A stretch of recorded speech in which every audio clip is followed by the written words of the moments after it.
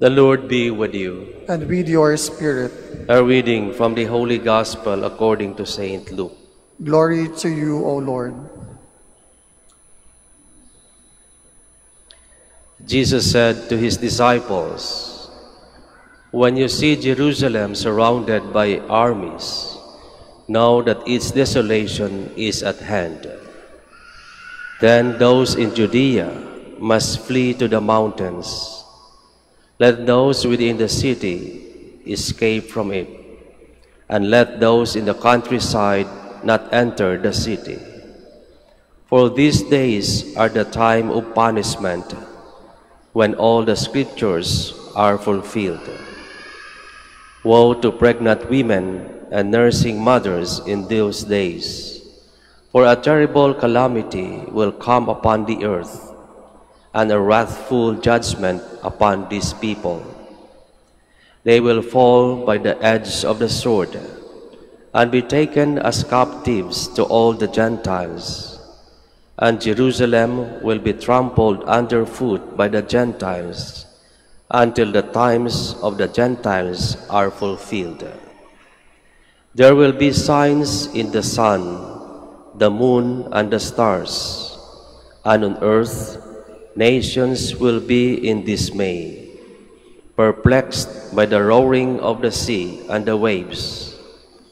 People will die of fright in anticipation of what is coming upon the world, for the powers of the heavens will be shaken. And then they will see the Son of Man coming in a cloud with power and great glory.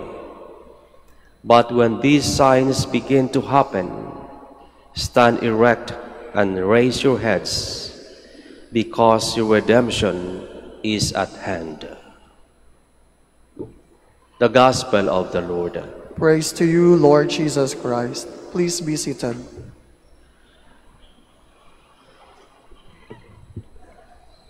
Noong isang linggo, ang ating Ebanghelyo ay patungkol din sa pagtangis ni Jesus dahil hindi siya kinilala ng mga tao. Ngayon, mas nakakatakot ang ating Ebanghelyo sapagkat ito'y patungkol pa rin sa pagtatapos ng mundo. Mamamatay daw ang mga tao sa takot in anticipation of what will happen.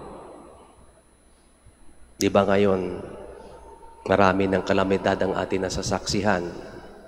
Tayo natatakot pa rin. Baka mangyari sa ating panahon. Ano ang ating gagawin? Ngunit dapat rin nating alalahanin bakit tayo natatakot. Ang takot ay para sa tao lamang daw na mayroong nagawang pagkakamali. Ang takot ay para lang daw sa mga taong hindi nakapaghanda. Di ba pag mayroon tayong nagawang kasalanan, takot na takot tayo sa ating mga nanay.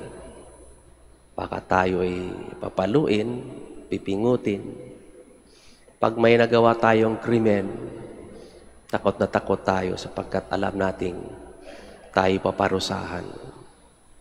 Ngunit kung tayo'y matino, kung tayo'y palaging gumagawa ng mabuti,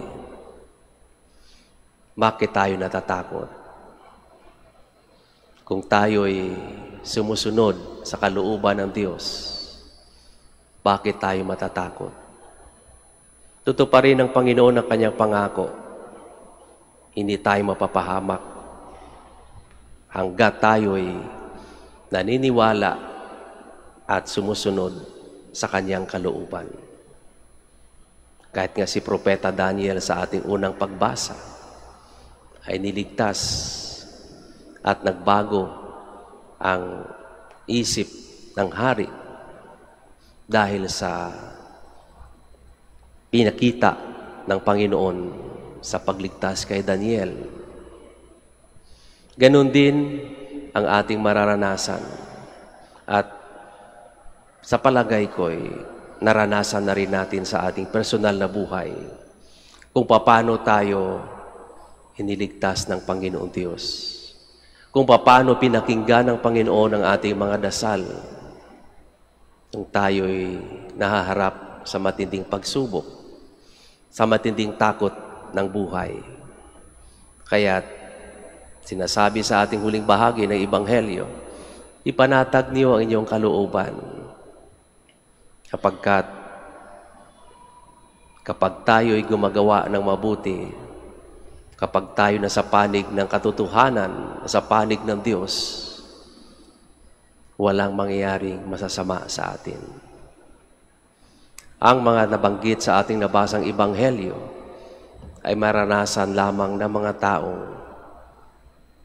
gumagawa ng masama. Sapagkat hindi hahayaan ng Panginoon na ang taong gumagawa ng mabuti at sumusunod sa kanyang kalooban ay mapapahamak. Mangyaring mayroong dumating na pagsubok sa ating buhay, ngunit ito'y ating malalagpasan pa rin sapagkat Diyos mismo ang nangako.